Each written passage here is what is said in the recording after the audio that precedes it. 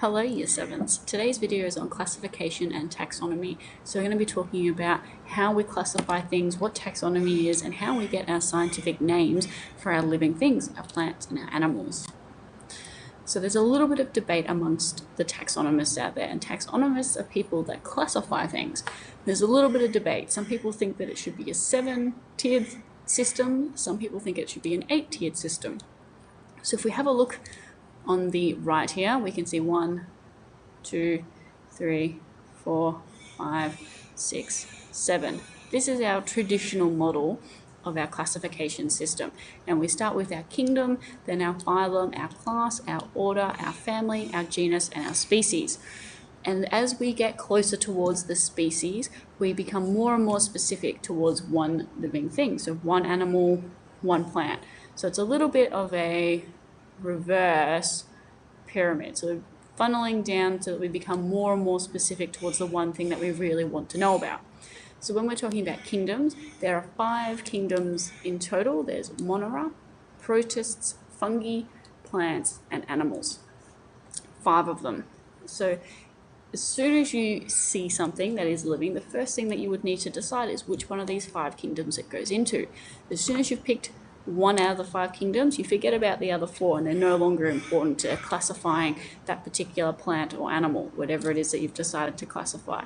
And then it goes through. So each living thing will have a kingdom, a phylum, a class, an order, a family, a genus, and a species, until you get down to that one by itself.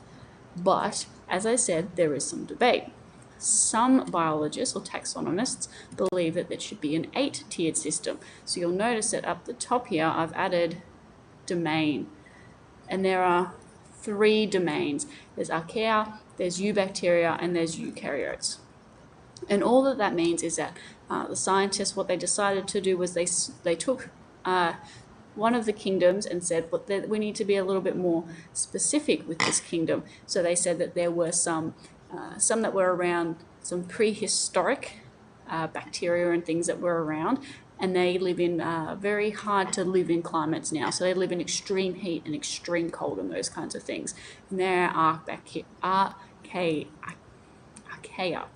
Our eubacteria are the more modern kinds of things. So it's the bacteria that you might find on the toilet seat, for example.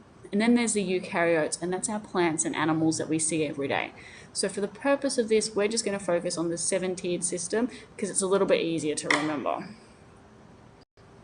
So that means we have our kingdom, phylum, class, order, family, genus, species.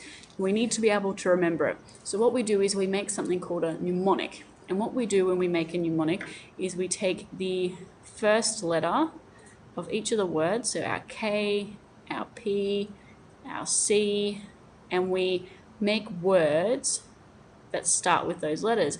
And if you say those words, you want to kind of make a little bit of a sentence with it. So my K for kingdom becomes my K for Katie. My P for phylum becomes my P for please.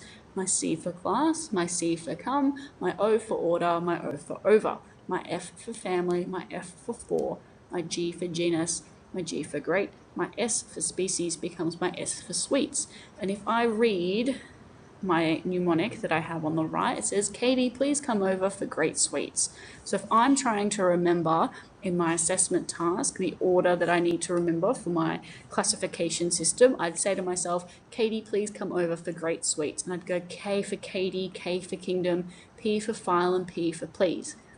Now this is where I'm going to challenge you. Do you think that you can make a better mnemonic than what I have? Remember that you need to use the same letters, K, P, C, O, F, G, S, in the same order to make your own sentence to help you remember. So if you think you can do a better job than me, let me know in next class. So let's have a little bit of a look. This pyramid that we have on the screen now is an example of a grizzly bear. So what it's done is that everything in that first row is from the kingdom Animalia. So all the animals would go into the first kingdom. And then we need to funnel it down a little bit smaller. So then we've put them in, we want to know about the phylum Chordata. And so you'll notice that the starfish on the end here has dropped off. So he's not in the phylum Chordata, he's in a different phylum instead. Then if I go down to class mammalia. This is all the mammals, and you'll notice that in this case I've now lost the snake because our snake isn't a mammal, our snake is a reptile. Then I go to carnivora and I've lost my little squirrel because he's not a carnivore. And then I go to family Ursidae and I've lost my fox because Ursidae is my bear family. Then I go to my genus, which is Ursus, and my species, which is Arcturus. And down here, you'll notice that it says Eucerus arcturus, and what that means is that's its genus species name. That's its scientific name. That's its binomial nomenclature. That's its two-part scientific name. So similar to how we have our first name and last name, they have genus and species names, and they're generally written in Latin because it was at one stage the most universal language, not like it is now.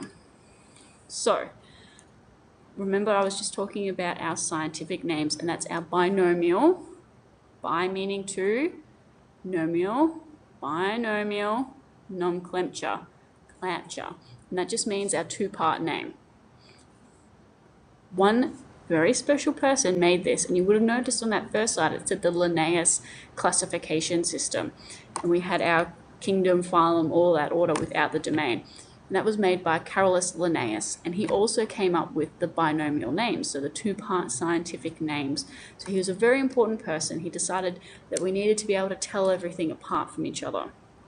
So he decided that their names were going to be the genus species names because it's as specific as you could get towards that living thing, that plant or animal. When you're writing it, this is very important for you to remember for your assessment task. The genus has a capital letter and the species doesn't have a capital letter. So only the first word in your pair has a capital letter. And when you write it, you either need to make sure that it is italicized or bolded. And italicized is when it has that slant to it. So you'll notice down the bottom here, I have our example for humans, and it is italics, and I've got my capital letter out the front, and I've got my example for tiger, again, only a capital letter out for the front word for my genus. Okay, so now what I want you to do is to have a go and see if you can work out what our little puppy dog's name is down the very bottom. So our little animal that we have down here in the green box, what would be his binomial name, his scientific name? Remember, it should be his genus and his species. Make sure you have the correct letter in capitals and you try and write it with a slant to it so that it becomes italics. So for next class, you need to have written down our little puppy dog's scientific name and your own mnemonic for the kingdom, phylum, class, order, family, genus, species. So using those letters again, K, P, C, O, F, G, S. Make up your own mnemonic, your own sentence to help you remember the order. And I will see you in next class.